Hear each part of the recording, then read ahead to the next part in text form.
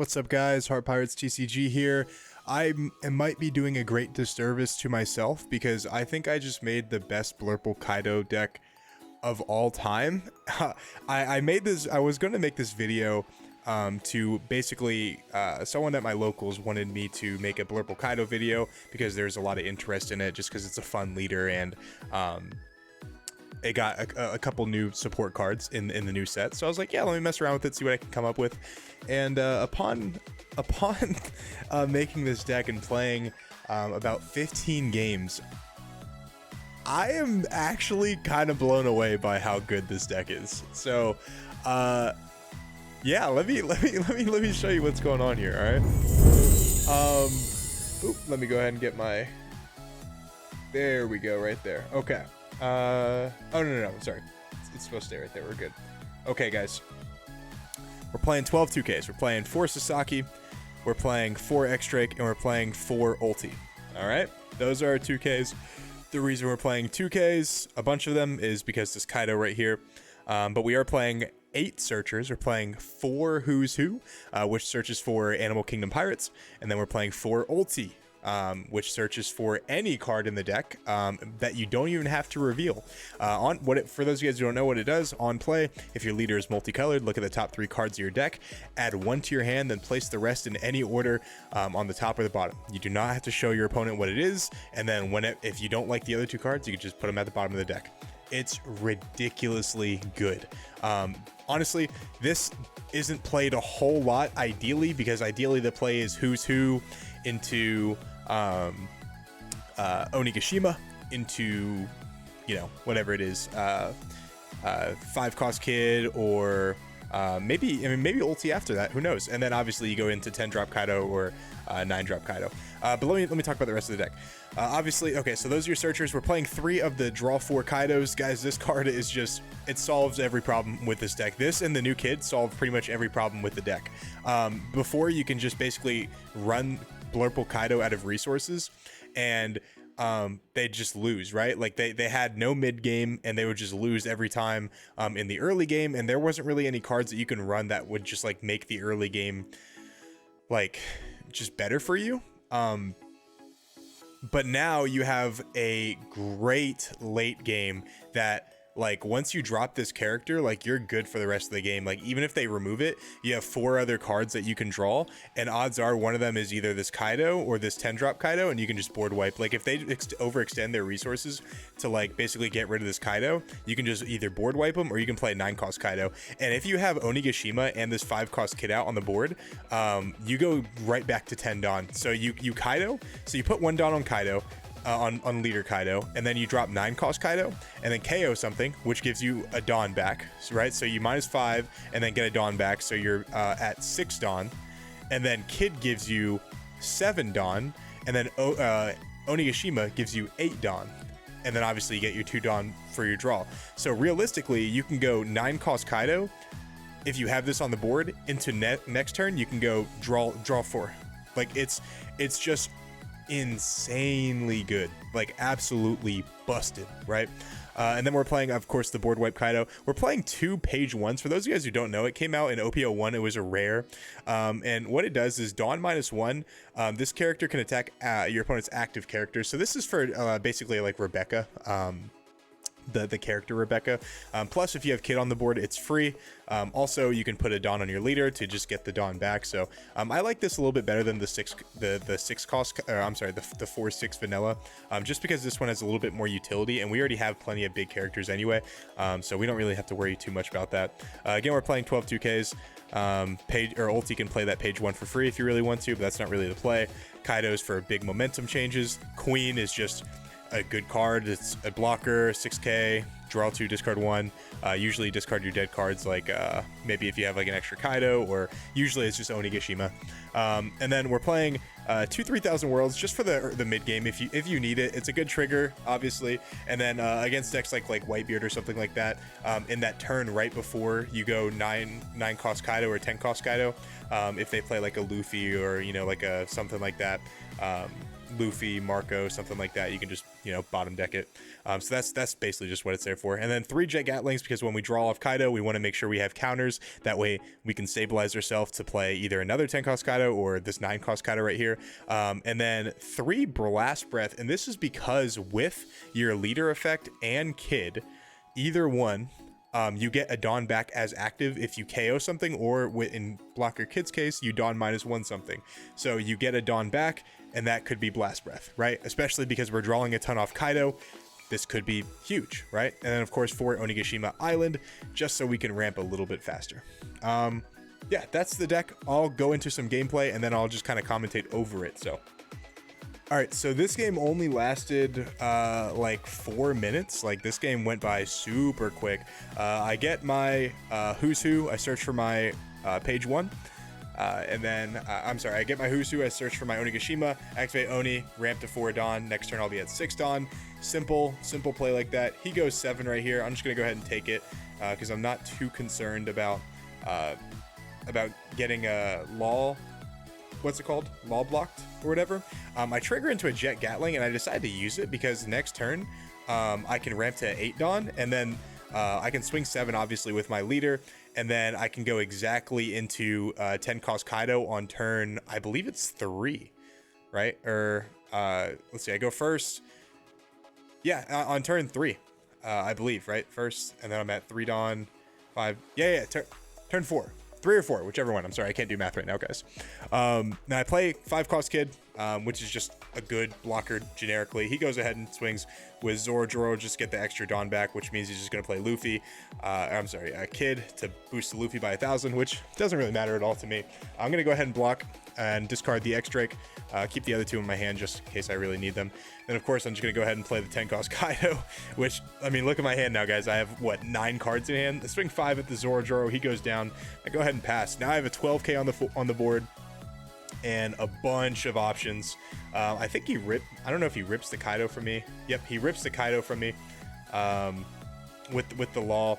And then he swings, I believe it's 7 here. And I just take this one too.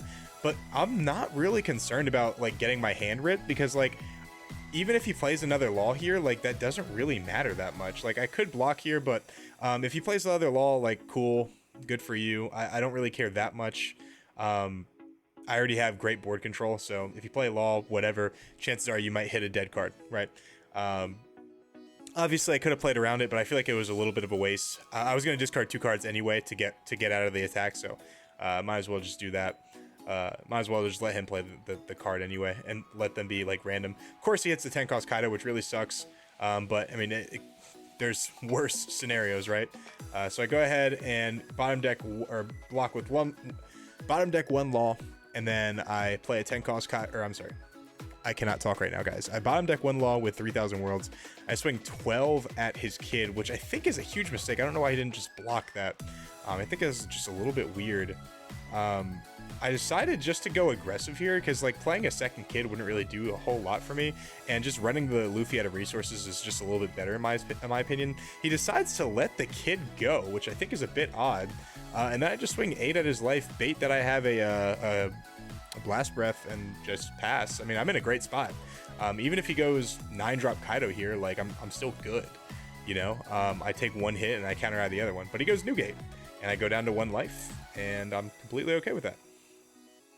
And then here's where I just go absolutely crazy. I play a Queen and I discard a dead Onigashima, and I'm like, all right, I guess I can just wall off, you know. And this is where the deck used to fall apart, is we'd get to our 10 Dawn and we'd have no defense for the rest of the game. Now I'm gonna play another Queen. I have 3 blockers. I have a play next turn. I have another Kaido. I get a Dawn back, and I have 6 cards in hand, 3 blockers, and a 10k on the board, or a 12k on the board. So I'm completely good.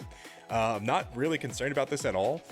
He swings 10 at life here, if I remember correctly, and tries to, like, I guess bait, like, or I guess tries to like cheese me with what's it called, Diable Jumble, but I'm not gonna let that happen. I almost let it happen right there. I don't know if you see my mouse like go towards the the no blocker queue, but I'm like, yeah, whatever, I'll just let a Queen die. I was just gonna go wide, but it doesn't really matter that much. He swings 6 here, which of course is just gonna get met with a 2k counter, which is just gonna be ulti right here. And then he just plays a Miss All Sunday and passes. And I'm like, that's a... Oh, I'm sorry. I think he plays a blocker here. Maybe not. I think he just passes, if I remember correctly. And then I just go ahead and play Kaido right here. He was dead either way. I should have put a down on my Kaido anyway, my leader Kaido, but he went ahead and just conceded. So, I mean, the game was over. I literally crushed that guy. So we'll go to another video against Purple Luffy, and then we have one more against Belo Betty that I'll show you guys. All right, guys, this is against this guy named Lord Estevez, who just a random guy on the sim, don't get me wrong. I haven't built this deck in person just because I don't have 3 Kaidos. I only have 2 of the blocker the draw Kaidos, and then I think I only have 2 of the kids, or 3 of the kids maybe. I mean, I can build this whole deck pretty easily because I'm pretty sure I have pretty much like 99% of the cards, but I just wanted to test it out. I might actually build this deck because I'm having a lot of fun. I play an ulti. This is the game where I actually don't draw Onigashima, so it's a little bit less of a blowout than the other one, but it was actually still a really good game, and like I obviously displayed the deck's like strengths pretty well. I go ahead and grab a page 1. I would put the cards at the bottom of the deck because I don't really want to draw any of those. And the page 1 is just for a 1k counter. I could have guessed drawn an ulti, but it was an option for me to go ulti page 1. I don't think I would ever do that, but you know, I don't know, maybe scare him a little bit. Who knows? Goes ahead and plays a Hawkins to ramp, so he's gonna be at, I think, 10 Dawn the next turn, which I'm gonna have to just take this right here, and I trigger into this. The reason I trigger into this, guys, is because I need to start ramping a little bit soon. I need to be able to get to my 10 Dawn pretty quickly, which I'm gonna be able to do because he turned his Zoro sideways. So I'm gonna swing 6 at his Zoro, and now I'll be at 8 Dawn, which means I'll be going into 10 Dawn the next turn. Then I swing 7 at his life with my ulti, and play, of course, a very familiar play, the blocker kid right here. Just drawing great. The reason, obviously, I don't play the queen because I don't want to go to 7, or I'm going to be at 9 Dawn if I use her effect. So blocker kid is just the way to go. This is a great mid-game card. He swings, I believe, 8 at ulti. If he swung 8 at life here, I was just going to take it. Oh, he did swing 8 at life. I should just take this. I assume I'm going to take this. Yeah, take this, totally fine. Doesn't matter at all. And then I debate playing the 9-cost Kaido, but I'm like, doesn't really matter that much. I mean, I'll just guess wait out the 8k leader and establish bodies along the way while also just building my board. Next turn I can just go 9-cost Kaido either way. And because I didn't have Onigashima this game, if I did play Kaido, I would only be at 9 Dawn instead of 8. I'm fairly sure. Because Kaido and Kid give me back 2, and then I get 2 for turn, and I Dawn -5. Yeah, so I'd be at 9. I'd be at 9 Dawn. Yeah. Isn't that crazy that if you can get Onigashima, Kid out with your leader effect, Kaido playing 9-cost Kaido just gives you 10 Dawn. He swings 10 at life here. I go ahead and take it. Doesn't really matter too much to me. They swing 7 at life again. I just use my Gum Rain.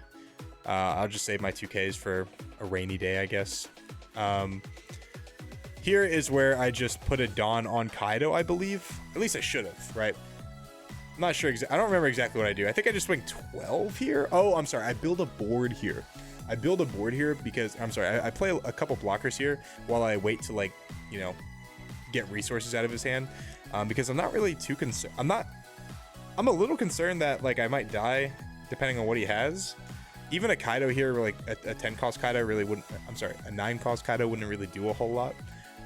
Just because I'd kill one blocker, yes, but he'd still have, you know, another blocker as well as Newgate and his leader and 10 Dawn. So I think I might actually be like slightly scared of dying. I play Queen here and get rid of an Onigashima. It's too late to play Onigashima at this time, or at this point of the game. I debate on whether if I want to play another blocker or not, but I think it's just better here to like swing tall with my ulti and my Kaido, and then just save one for Blast Breath, and then next turn, because he'll have less cards in hand, I think, you know, I'll put him down to like 4 this turn, or maybe even less life. Then I can play the Kaido, and this 12k Kaido that I have is just going to stay on the board forever. I just had to think about this just a little bit longer. I considered just swinging 7-6 and then playing Oni, but it just felt like Oni like really wasn't going to do a whole lot at this point on, especially because I already have like a big board. So like I said, I think it's just better to swing 8 here, because he's going to take this or block, and if he takes a life, then I'm pretty much good to go, because I can go super wide in the next coming turns. But he decides to actually counter out of that one, which I can't say I blame him. I mean, Luffy obviously only has 3 life, so it depends on what he had in his hand that he would want to basically just not take life and counter out of stuff that he can. But I'd probably want to be able to save those for protecting Whitebeard, at least in my humble opinion. He's going to go 12 at the ulti, which I just don't think is smart, because if he would have swung at my life, I would have blocked with the queen. But then he plays the kid, and then I think he just swings either 7 or 8. And then I just go ahead and blast breath this because I'm at 10 Dawn, doesn't matter either way. And then here is where I get the most use out of my Kaido. And I'm gonna go ahead and attack Queen. And guys, I'm not too concerned about dying next turn just because of the cards I have in my hand as well as my 2 blockers. So I'm like, let me just take the turn to clear the board. If I don't clear the board, if I attack his life, I'm sorry, let me rephrase this. If I go for the board and clear it, then I can no possible way die next turn. But if I attack the board and he counters out, then I pretty much automatically win next turn, because I have 2 big attacks and 2 blockers obviously in my leader, and I have a ton of counter in hand, so I'm not worried about dying. I'm gonna play around the Diable Jumble, no problem. So I'm pretty much guaranteed to win at this point, unless he draws like something crazy. Like, I mean, I don't know. Even a Luffy wouldn't save him there, like the 10 cost Luffy. It's just the way that I see it personally. So goes ahead and draws the Nami, and Nami's gonna get him a Rad Beam, which I'm like, it doesn't really matter too much. He plays a kid from hand, and what he's gonna do is he's gonna swing 8 at my life, and I think I'm just gonna take this one because I mean, like I know he doesn't have the Diable Jumble because he just searched for the Rad Beam. So I'm like, okay, what are you gonna do here? So he swings, I think 9 at my life here, and this is where I probably should have Blast Breath, but I thought I was gonna play Kaido this turn, but then I just did the math and was like, yeah, it's probably just better to go wide with 5 characters than just play the Kaido. So he goes 10 at life now, and I'm like, I did the math and I was like, yeah, at this point I do the math. I was like, yeah, it's probably just better just to go wide here. He only has 1 card in hand. I know it's Rad Beam, so goes wide here, and then I go ahead and just block with Belo Betty. I look at my Dawn and I'm like, yeah, I'm at 7, I'll be at 9, and then I'll be at 8, whatever, it doesn't matter. I'll Blast Breath and then discard a kid blocker, and I'll pass my turn. Super simple, super easy. And then luckily I draw into a 3000 Worlds, which is just great. So I 3000 Worlds, and then I just put 1 on my blocker, swing 7. He has to take it or discard the Rad Beam in hand. And then he's just going to take this, obviously, and I'll swing 12. Just straight up. Obviously, I can swing 13 and get a guaranteed game in, but I mean, it doesn't really matter either way. Just math them out, theoretically. So that's a win right there. Guys, we have 1 more Belo Betty game, and then that's it for this video. All right, so last video, we have me against Belo Betty. I was actually terrified of this matchup at first, but I think this guy was a little bit inexperienced with Belo Betty, at least just from what I saw, because I played against some pretty good ones, and I was definitely worried the whole time. This guy, I wasn't really worried so much. He swings 5 at my life here. I don't have a lot of counters, so I just want to go ahead and counter out of the ones I can counter and use my life as a buffer in case he goes really aggressive early. And I knew I wasn't going to be playing the ulti either way next turn, because I was playing the Onigashima, and then luckily I drew into a Who's Who. I mean, I wish I would have drawn into that earlier, but I mean, it doesn't really matter either way. With the Onigashima, because I think he made me go second, I'm at 5 Dawn, which means I'm gonna be at 7 the next turn. And if I'm at 7 the next turn, Oni will put me at 8, which means I can go easily into my 10 cost Kaido, which is just so massive, guys. It's just so massive. You get to 10 Dawn like 1 to 2 turns earlier. Oh, look at that. I'm sorry. I think I was about to play some YouTube videos because this guy was like kind of taking forever to think his plays through. So I was gonna watch some YouTube on the side. I think I was watching some Kuro TCG here. I actually really like that guy's videos. You guys haven't checked him out, you should. He does like POV matches, and he's a pretty good player too, so he's just good content to watch.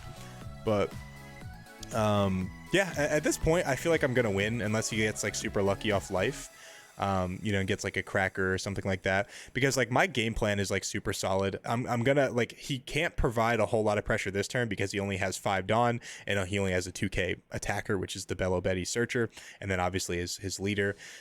And then not the next turn, but the turn after, I'm gonna draw 4, and then I'm just gonna keep spam dropping 9-drop Kaidos until he's dead, and just crack his board. That way he literally can't kill me. That's kind of the game plan. He goes ahead and plays an Ivankov, which I'm like, it's just a little bit of a waste because Ivankov plays characters if he's at 7,000 power or more.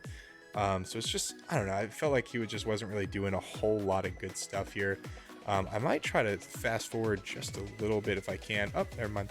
He's making a little bit of a, I was gonna say, I don't want to bore you guys with the details. I take this life here. Consider not, because taking life against Belo is scary. But I didn't have any plays for next turn. I didn't want to just like load up who's who with my leader, because I felt like that would have just been like not optimal. So taking this life here would help me draw into like maybe like what, I mean, exactly what I was hoping for is this 7 or 5 cost kid right here, or like maybe even like, I don't know, like a page 1. I know page 1 doesn't really matter too much. So I swing 7 at life here, and he goes ahead and counters out, which I think is just so odd. Going down to 2 life with Belo is not scary at all, especially because that life is most likely a trigger that can help you just win the game pretty quickly.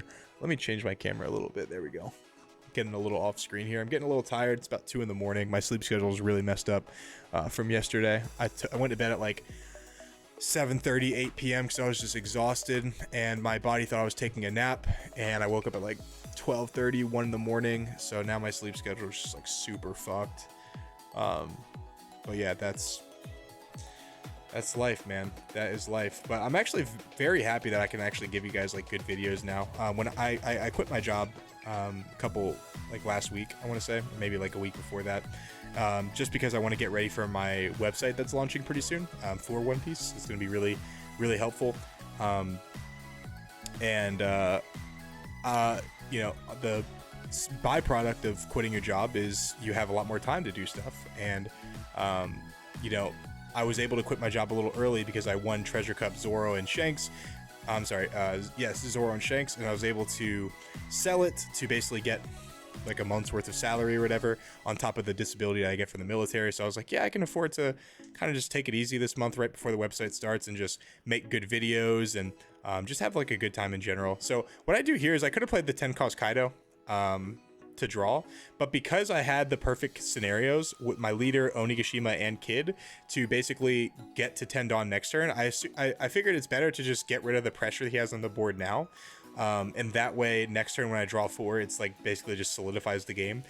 So I go 7 at his Emporio Ivankov, he goes ahead and counters out, and I go 7 again, and I go 10 at life, and he takes it, no trigger. This is basically just the end of the game, guys. If you like this video, let me know. I'm gonna try to make more of these. I might try to make this deck in person though, guys. It's like actually like ridiculously good. Like I'm actually having a blast playing it just as much as like I'm having a blast playing like Sakazuki, which is actually just crazy. I think Kaido is actually really good. I might have to reevaluate him in the tier list because just the way that this has been playing into like every deck, just, I don't know, guys. I just think it's like really good. So yeah, let me know what you guys think in the comments below. I'll let this rest of this video play out. There's a minute and a half. But yeah, guys, if you haven't signed up for our tournament on the 23rd, you should. $1,000 is going to go to first place, $200 to top 8. The rest of the top 8, all in PayPal. If we have more than 80 players, then obviously we're going to increase the bounty for all of the prize support. It's going to be just a lot of fun. I swing 10 at life here. I mean, either way, it doesn't really matter. But yeah, guys, I'm going to have a ton of videos coming out soon. I do coaching too, if you guys ever want some coaching. I try my best to be as great of a coach as I can. I've had some good reviews as a coach, which is, it's just, I'm really thankful for, because I never coached anybody or anything before, and I didn't know if I would be providing any value. But I've heard some great feedback, and I just want to keep improving as a coach. So obviously, the more I coach, the better I'll be. And you know, I'm still learning new stuff, and you know, getting better at the game. And I'm hoping to help everyone else get better at the game. And just when I coach, I just kind of talk people through plays, and you know, I'm like, yeah, what's the benefit of doing this? What's the benefit of doing that? When you do this play, what are you thinking? What's going on in your head? Right, and that's just kind of all we kind of talk about, and sometimes it just needs an experienced player to kind of walk you through it, and you just get a lot better. So it's pretty cool, man. It's pretty cool. I should start streaming more. I like streaming, I do. I just, for some reason, it's like not really on the forefront of my mind. Between coaching and exercising and making videos and hanging out with my girlfriend, this and that. It just, for me, like streaming's kind of like the last thing that comes to mind. But I will start streaming a little bit more often. I counter out his last attack. He has nothing. He has nothing left. Nothing. I mean, it's just pretty much game over right here. I have another Kaido that I can just drop and just go, you know, 7, 10, 10, 12. So, I mean, it's game over. He has one card in hand, one life, and it's a Karasu and whatever that guy's name is, Irizuma. But yeah, guys, I'll see you guys in my next video, and peace.